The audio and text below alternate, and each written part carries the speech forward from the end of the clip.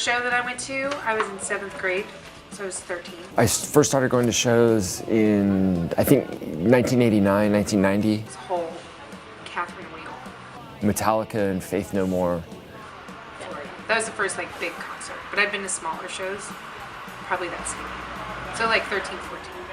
And you know, I was into some metal stuff, but I also at that same time had a interest in things that were kind of more underground and less obvious, I guess.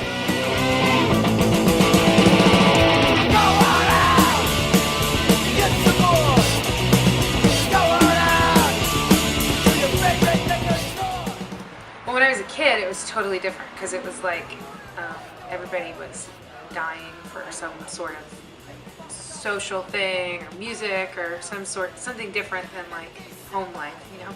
I mean, a lot of the people that I encountered, like I said, were involved with it because it gave them a sense of belonging. It was like a family or a community that they didn't have elsewhere.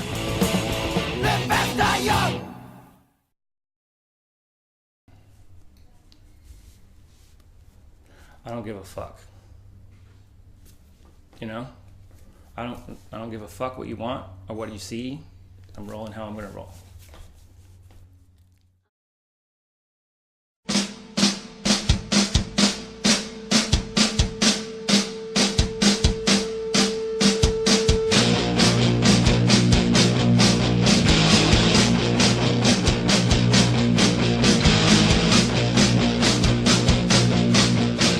There was no internet, and so to book a tour, you had to get phone numbers, and you would go to a payphone, and you would, like, there was no cell phones, there's no internet, so you had to literally, like, create this network of connections of people that you would then call and leave messages on their answering machine, and then they would call you back, and you had to be there. It was a whole different way to set things up, but the result of that was that things were a little bit more tight-knit.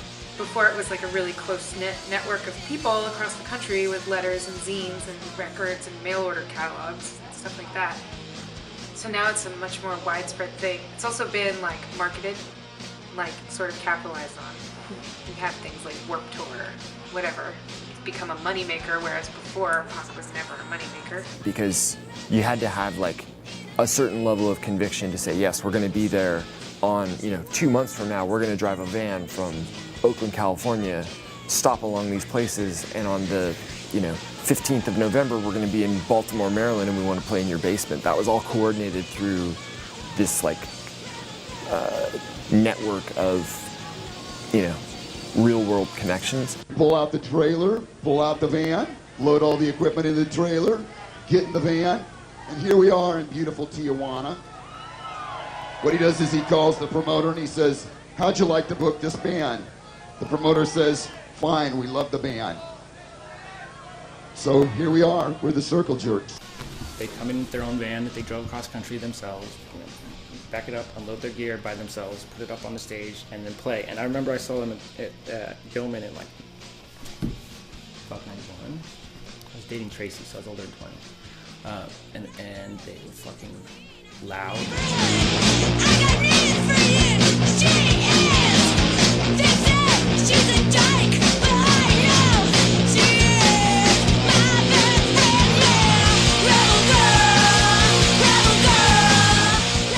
It's also sort of done a couple awesome things like infiltrate regular society in the ideals way, where